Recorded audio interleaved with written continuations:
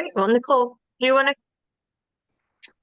So welcome. This is uh, Village Trust Initiative presenting at a Knowledge Bites webinar for BDCC's Southern Vermont Economy Project. So the Southern Vermont Economy Project exists to build capacity for rural projects in Southern Vermont, which is all of Bennington County and the Wyndham region, which includes the wonderful town of Weston as well. So we do these webinars quarterly or more, and they're really here just to highlight emerging or current opportunities for projects to help them build their capacity.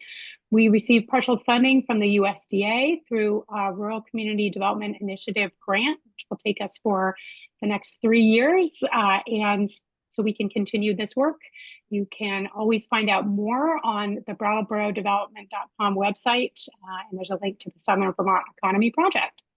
So with that, I'm just going to turn it over to our presenters, Keziah and Nicole, who are going to tell us about the Village Trust Initiative, which is a program that their programs or organizations co-lead along with the Vermont Community Foundation. And they are the ones who will tell us everything we need to know. So go ahead and Keziah, I think you're sharing your screen. Go ahead. Yeah, well, I thought maybe we could kick off just quickly because it's a small group with a few introductions so we can get to know who you are, and that way we can make it a nice, easy conversation. We do have a short presentation that, for the sake of ease, we'll sort of run through and then have conversation after that. I can kick off. I'm Keziah Haviland. I'm Village Trust Initiative Director for VCRD. Nicole, do you want to? Yeah, sure. I'm Nicole Grattan. I work for Preservation Trust of Vermont, and I lead the Village Trust Initiative program from our house, I will say. Yes. John, you want to go next? Sure. Hi, I'm John Kiernan. I'm the Vermont State Manager for a nonprofit company called RCAP Solutions, which is the Rural Community Assistance Partnership, and don't have any specific questions, just here to see how the initiative's going. I know that you're doing something in Lunenburg, and just wanting to check to see if there's any communities I should be looking for to get involved with. Thanks. Awesome. Chris, you want to go ahead? Yeah, I'm representing 24 Main Street, which is in Saxons River. It's a nonprofit that benefits the community, and I'm interested to see how this program works. Thanks. Great. And then Nick, I know you well, but if you want to introduce yourself quickly. Sure. My name is Nick Parker. I'm the Programs Associate, Community Programs Associate for VCRD. Great. Great. Thank you. Well, I'll share my screen, and then Nicole, you want to kick off? That sounds great. Thank you.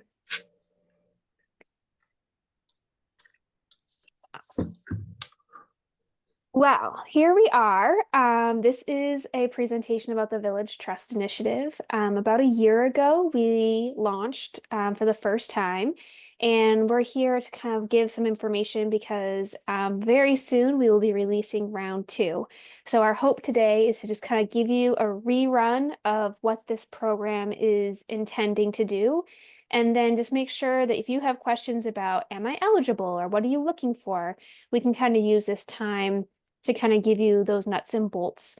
We also have learned a lot in the past year. And so if you have questions specific to like what's been happening, it might be really informative to you and your projects as well. So first and foremost, the Village Trust Initiative is a program that's offered by Preservation Trust of Vermont, Vermont Council on Rural Development, and the Vermont Community Foundation. And this triumvirate, I think I used that word correctly, was strategically put together because of the different skill sets that each of our organization brings. And so you'll kind of see that throughout these slides, that there are things that PTV, Preservation Trust of Vermont, has really grounded in and can be supporting projects in one way, and then VCRD and VCF have their expertise, and that all kind of weaves together into the Village Trust Initiative. So the Village Trust Initiative is this new program, and over the course of our period of performance. It's about till 2030. We are looking to select 20 communities throughout the state of Vermont to do two main things. The first is to create or bolster a local community trust. A community trust and a local nonprofit, they're synonymous. They are the same thing. We use the word community trust because it's the model that we use, but in essence, it is a nonprofit that is working for the betterment of a community. And so our first goal is to help each community set up this organization so that it is there for a very long period of time to do not just one initial project, but many, many projects. The second thing that we are here to support you in is to take on a transformational project in your village setting. We're ideally looking for a building. Sometimes we have just a site where a building used to be, so we can be flexible on that, but we're really looking for something that's in that village environment. And we can help you determine if that site that you have in mind is a village or not. It doesn't have to be a designated village, but just a village environment. Oh, I skipped too far ahead. So, what are we going to do once you're brought into the program? With our first 7 communities, there's some big pieces that we took on. So right now, all of our communities, the 7 that we're working with, have indeed created or bolstered a community trust organization. So they've gone through and filed with the Secretary of State. They've gotten their EIN. They've worked with a legal team to support the filing of paperwork to get their 501c3 status. And each of them is at a different point, but they're all moving through that process. So that's one big piece of technical assistance that this program can provide to you. The second piece is really Keziah's wheelhouse, but I'm just going to briefly talk about it because she's the expert there. But we're going to support you in robust, and I will say it's very robust, community engagement and project prioritization. So with the excellent work that Vermont Council on Rural Development is just known for, they kind of swoop in and support the community group in setting up different ways of engaging community and building ideas and really making sure that all voices are brought to the table to make sure that this is a true grassroots community-based project. The next one is my wheelhouse, which is all forms of project pre-development. So this program will support you with every piece of your puzzle to get this project from idea to construction. So that's helping you navigate all the unknowns about your building, like a conditions assessment. What's happening with the water and wastewater? What permits do I need? Is this project even feasible? What's it going to look like monetarily at the end? What's the design going to look like? Does this building have structural issues that I need to consider? What sort of historic preservation pieces do I need to be aware of as I take on this work? Sorry, I'm scrolling too fast. Where did it go? That's Okay, here I okay. am. We can also support you if you have a project where you need project management services. We can connect you with a project manager. Another big piece that we do is we help you with fundraising in the sense that we're going to build up your capacity to take on a substantial capital campaign to support the project that you're intending to take on. And we can provide you with other grant resources and the support to help apply to those to kind of build out your full project budget. In the end, we are also a funding partner through this program. And so there is substantial money coming from the Village Trust Initiative program to support your work. And if you are selected to come into the program, there are 2 wings of funding. The first is a technical assistance pre-development fund. So this is money that you have to use to kind of do all those tasks I just talked about. Anything related to getting your building and your project from idea to construction. And then there is money and an award that is for implementation or the construction project itself. So they're big.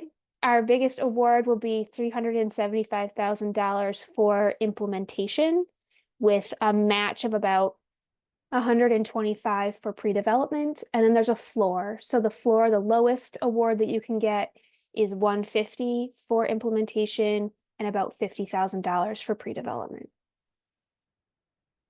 All right, I'm going to turn it over to Keziah. Thanks, Nicole. So in 2024, we had over 70 communities apply to Village Trust Initiative. And after visiting communities in nearly every county in Vermont, we formed a 2024 cohort with the assistance of our advisory council. The groups that we're working with in 2024 are Benson, who is bringing back a general store that burned to the ground several years ago, but was located right in the heart of the village. So it's a prime location on a brownfield, and they're bringing that building back. In Braintree, we're working with a group, and we're really looking village scale right now. There's several potential buildings in the downtown, and they're focusing on one, obtaining a village center designation, because they understand the funding opportunities that can come from that. So really looking at the whole village. And then two, they're going to zoom in on a building. We're having our big community engagement session on May 29th, where we're going to start workshopping ideas that could really be a catalyst for growth in that potential building. In Greensboro Bend, they have an old church that they're going to turn into a community space, as well as an associated parsonage, which will become housing. In Lunenburg Gilman, there is an old middle school with an addition to it that we are going to work on creating some housing there, some community space, daycare. They have a big gym that they're trying to bring back as an open gym for the community. And it's also grown a little bit further to work with several other organizations, and they're taking on the reinvigorating of the athletic fields as a community resource. So that's been a fun project to kind of see change and grow as it develops. In Reading, we're bringing back a building right in the heart of the village. And we're currently hosting some community conversation about exactly what that use is going to be.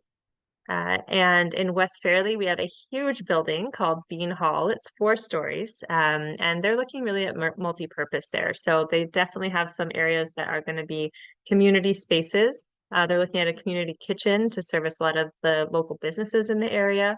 They're hoping that there will be some local business in there, as well as a teen or a senior center.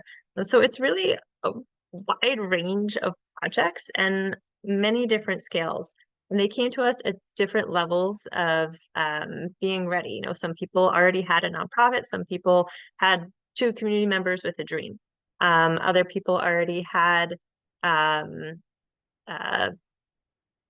path toward, oh my goodness, this word, ownership of the building. And then, sorry, others really were at the very beginning saying, like, well, what building do we even look at? So it's a real range, and we're here to work with you and meet you where you are. As far as who can apply, Nicole kind of got into this a little bit in that first slide, but I'm going to just run through very quickly. We're looking at towns with a population under 2,500 for the 2020 census. As mentioned, projects must be inside a village environment, so it doesn't have to be a designated village center, but they do have to have the markers of a village. So this is Braintree, which is not a village center, but they do have a church here. They have an old general store, which is no longer operating. So it's along a well-traveled route. So it feels like it's a village center. Municipalities themselves are not eligible from the program, so that doesn't preclude members of town governments from participating, but really distinguishes between an application on behalf of a town versus a group of community members coming together to form an organization that will sort of support and partner with some of the stuff the town is doing. So it is separate from the town. Also, outdoor rec projects are not eligible. I'm sorry, but there are other sources of funding for those. It's just isn't the right one. Applicants do have to obtain a letter of support from the select board, and we'll have templates of those available as application resources. They also have to have a clear and documented path towards site control. And we'll have examples of what that means as application resources as well. When we're looking at the applications, we're going to be looking at things like project readiness. So again, we're looking for diversity here. And we could have projects that maybe already have some drawings associated with them, and then buildings we don't even know which others that we don't even know which building they'll be. And then community readiness. Don't have to have done any community engagement, but really looking at, is the community excited about this? Are they ready to move forward on something? Project type and project scale. Again, we're looking for a range. Community need. So, if you already have a third space, like a coffee house that does some community events, maybe we don't need to look at doing a community center. So we don't want this to be something that's repetitive if there's something existing already, as well as community resources, what is existing there. We're looking at a diversity of different communities we'd like to work with. We'd like to be representative of Vermont. So lots of different types of towns. We'll also be looking at if there are any recent major changes. So things like flooding, which had an effect on the village, things like a school closing, which can have a deep effect on a community. So we'll be looking for those markers. And we'll also be looking at the funding landscape, and Nicole will get into funding in just a second. But what are the opportunities there? Are there other funding resources that could work for this project that could really push this over the finish line? So Nicole, I'm going to hand it back to you. Awesome. So our little sidebar there says money and strings, but it really should say program first. So what we're trying to make sure happens here is that people are being supported around the project. Money comes with it, but really we're really looking to build up community capacity so that regardless of money, good things can be happening. We are in a whole new world with funding, and we all feel that shift in change. And so as we look forward, our funding in the VTI program is secure. So it is there, but your funding stack may start to look a little bit differently. And so we just want to recognize that, yes, the VTI funds kind of form that foundation of your stack. That middle one, the local capital campaign, when we came in to edit these slides, that number went up. We're expecting that there will be more shift toward local giving in many of our projects. And I know that there's some trepidation about saying, oh my gosh, it's so tight for communities and people right now. How are we going to do that? We're here to help you with that. It does happen. And then finally, the top is additional grant sources. So they're still there. They may become a little bit different. They may become a little bit more competitive, but we here at the Village Trust Initiative program can be supporting you and your community as you do seek out those additional sources. It will most likely be more state heavy in grant sourcing rather than federal, but we can be helping you navigate that piece.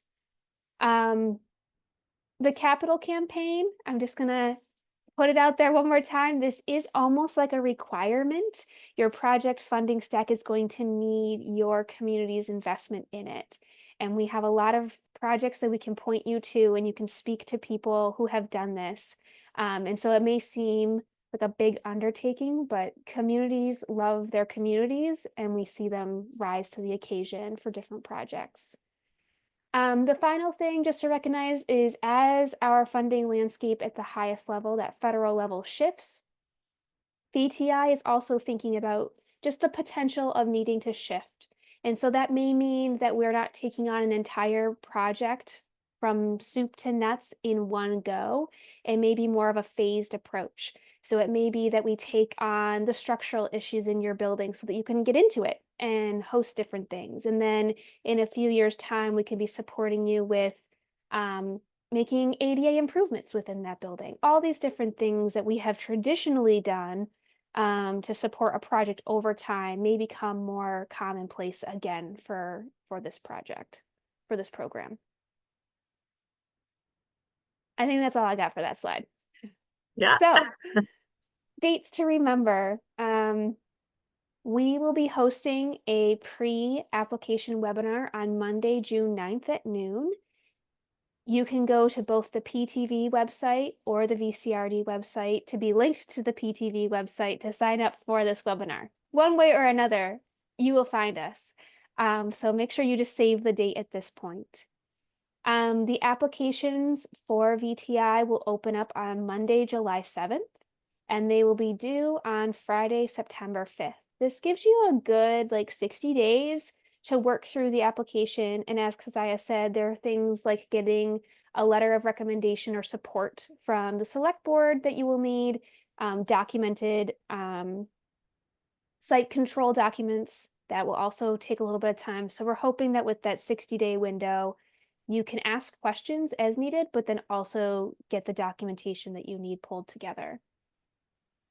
Our application process is kind of like 2 steps. So everyone will put in that application, and then from there, a smaller subsect is selected for a visit. And so myself and Keziah, we tour the state and we visit a small selection of those communities. It'll probably be 8 to 10 this fall.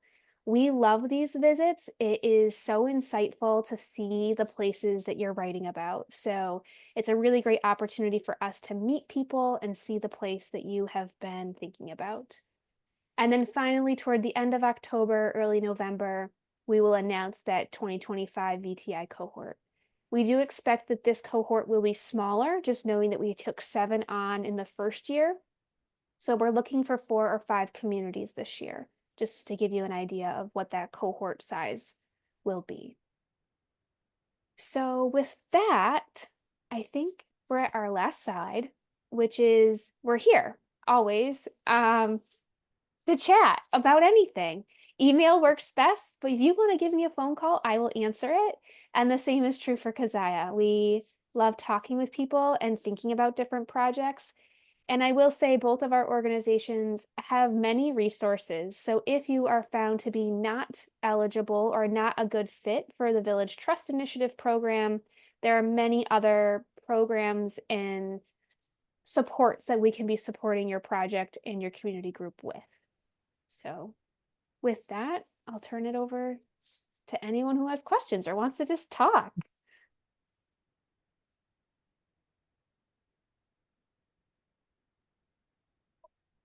Meg, I think you're muted. Yep, there we go. Unmuting myself as I try and talk. I just put a few links in the chat, so we'll save those 2 and share them with the recording. There's a link to find the Preservation Trust of Vermont mailing list and the VCRD mailing list. You should be on those anyway because they send out great information. And just saying that Nicole and Keziah will both be at the Southern Vermont Economy Summit in person on May 20th here in Southern Vermont. And so I am going to put in a link to that. If you're interested in meeting them, but you can't come or register for the full day of the summit, you can email me and I'll make sure everyone has my contact, and I can tell you how you could just pop in at 3 o'clock and meet them. They'll be part of a panel of people who provide technical assistance to help projects get done, right? Because we know there's a lot that goes into doing a project. It's applying for grants, it's project management. There's so much that happens. And so I think there's been, since my program started in 2017, that's really been recognized more and more and more that there's more ways that projects can get help they need. So this is one, the Village Trust Initiative is a great example of a project that is designed that way. And there are other resources as well. So I'm going to share that link for the summit, and you can let me know if you want to come and meet them there, or you can just check that out and put that into the chat. Liz, do you have any questions or thing you want to say about your particular project there in Saxton, beautiful Saxton's River, one of my favorite village settings? Well, we have an older building, previously a church. That the church turned it over to a group, and we've had an established daycare there for 25 years or so. The initial members of the Women's Fellowship of the church made that a priority 25, 30 years ago. I don't know exactly. It might be 35 years ago. Well attended. We have, it's a large building.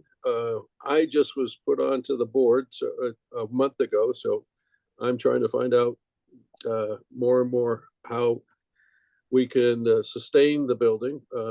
We do have some funds, but we're trying to manage those funds. Having a daycare sometimes excludes us from having other operations in the building, and that's a concern that I have with the board as I came on, is how we can utilize the rest of the building and not lose the opportunity for a daycare in our town. One big project that has been cited for us is to paint the building.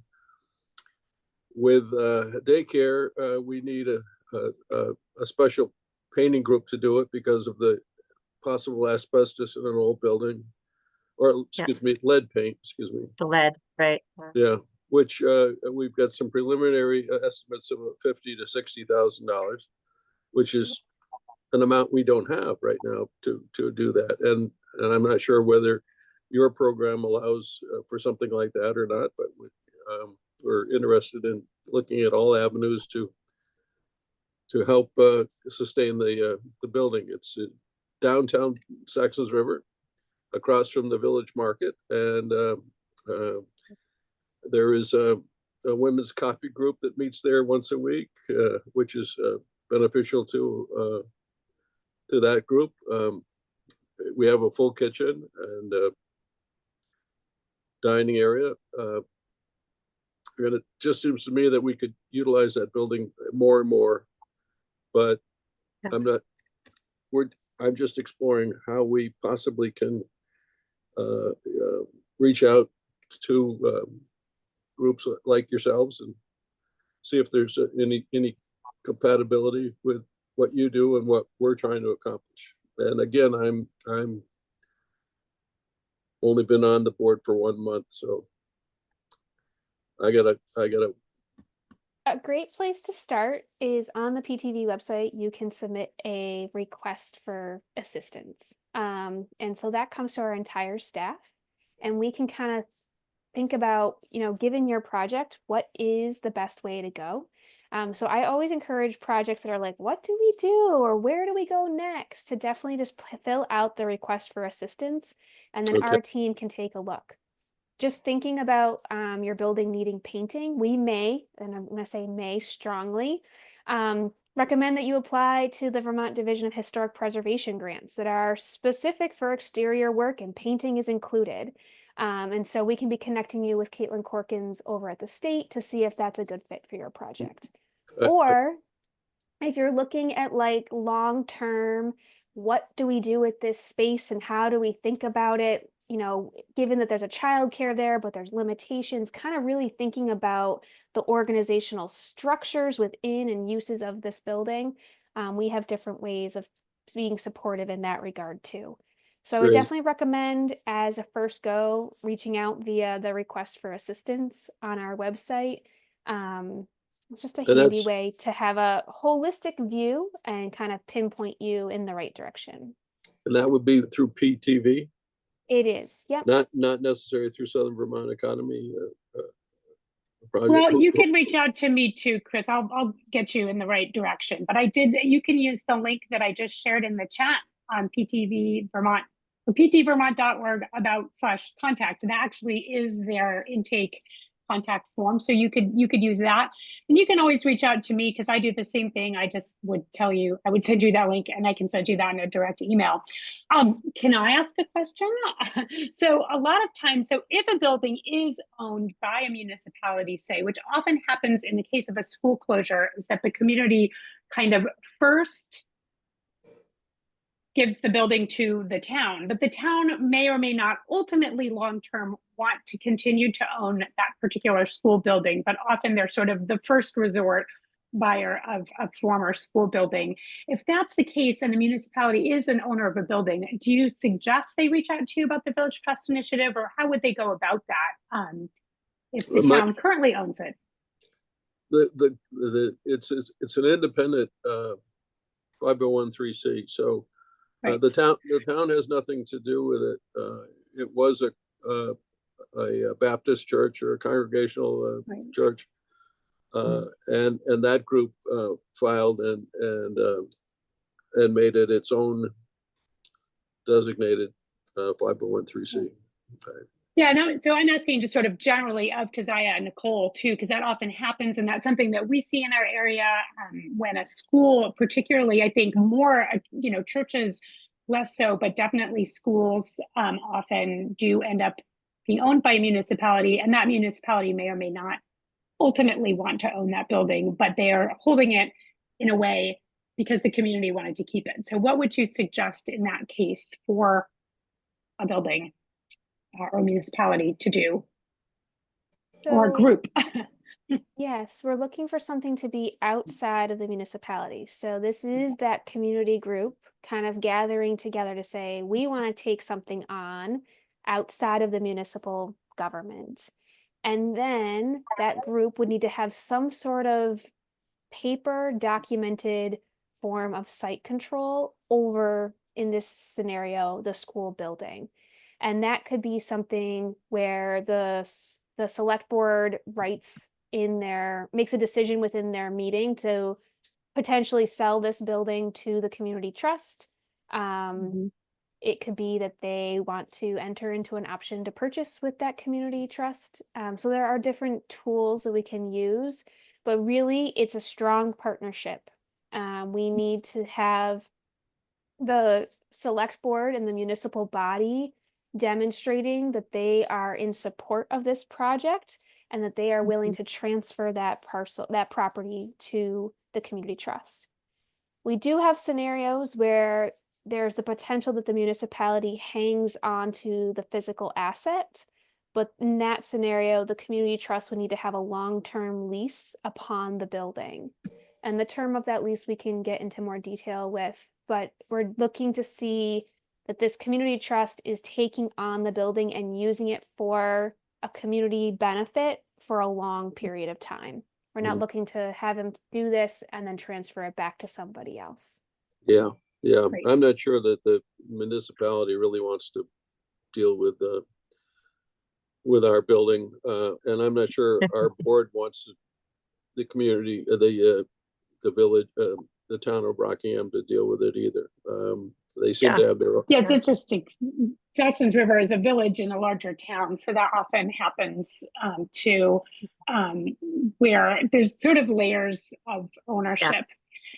John, I'm curious, because you're on the call, are there any other questions that you might have about projects and what might apply, or things that you know about? Just if you have any questions sort of on behalf of communities or anything you'd like to ask. Well, I was going to ask, I'm not sure, I don't know if I've seen it, but you had indicated that there were 70 some odd applications in the last year. I don't know if that's a public if that's public information. I'm not necessarily asking for it for information, just to identify some of the communities I've worked with before, whether I can, if they have applied before. That would be another question, is if they've applied before, it's assuming it's a clean slate, but I'm assuming they're welcome to apply again. And then just to see how much effort I can put in to try to help with those types of processes.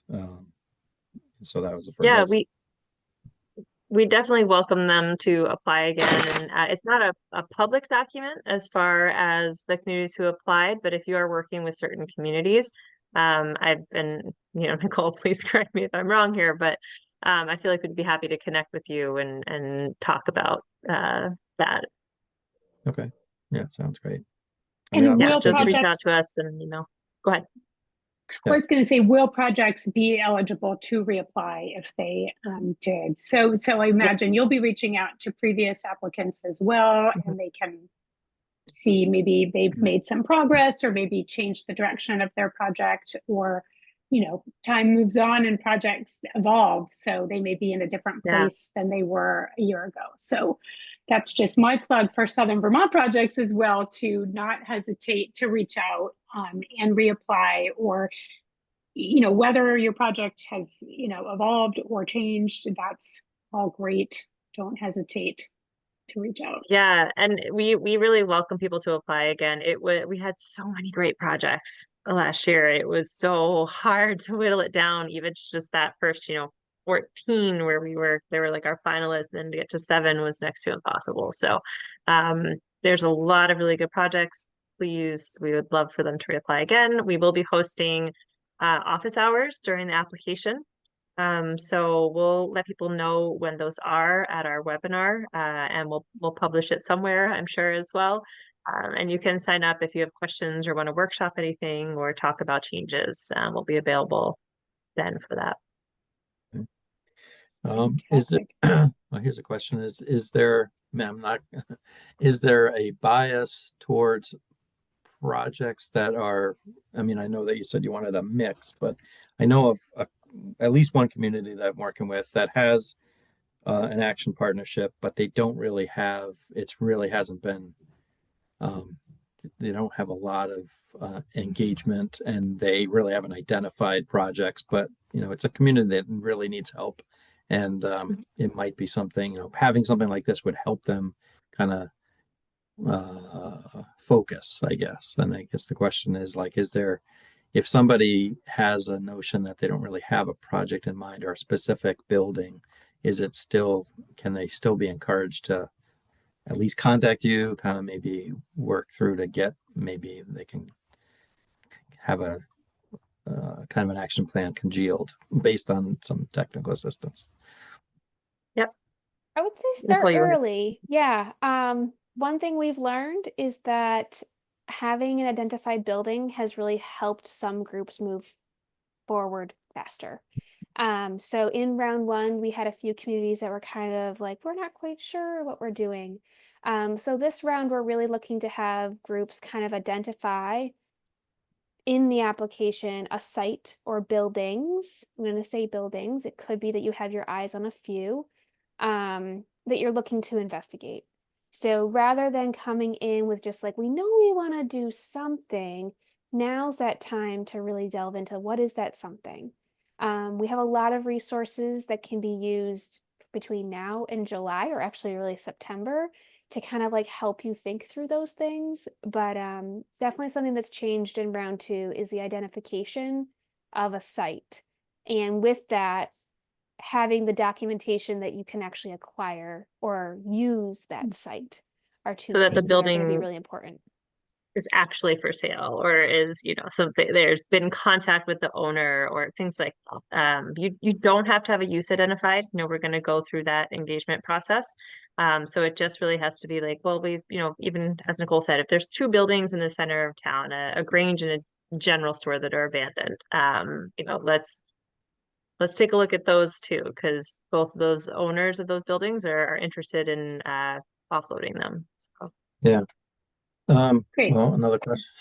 Sorry, another question, as long as I got the, nobody else does. So I worked a while back for, and just there's a general question about if there's a community organization that's relatively, you know, has gone through this and they actually are now operating something, but they want to do some other additional things. You know, I'm thinking there's a organization in Pittsford, the Pittsford Village Farm, and they, I think, I mean, I haven't been in touch with them in years, but they went through a huge issue and they did a project. I'm not sure how often, you know, they're operating, but I know that they had grand plans to do even more. Is that this program available for expansion of you know, of that type of situation, or are there other programs that are more apt? And this is focused on trying to get somebody off the ground to doing a project, an initial project.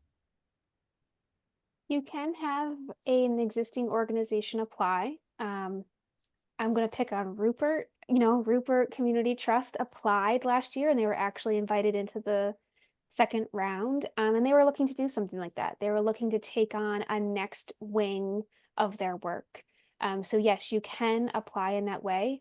I think a real key piece would be speaking to what that group is needing to kind of help bolster them if they were invited into the program.